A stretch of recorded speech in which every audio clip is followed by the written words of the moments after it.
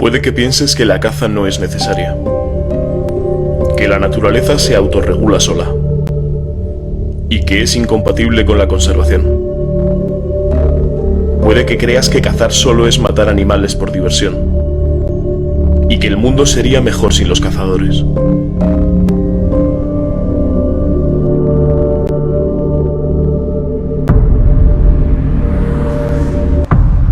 Hasta el día que necesitas a uno. La actividad cinegética controla las poblaciones de fauna salvaje, protege los cultivos que nos proporcionan alimento y reduce los accidentes de tráfico.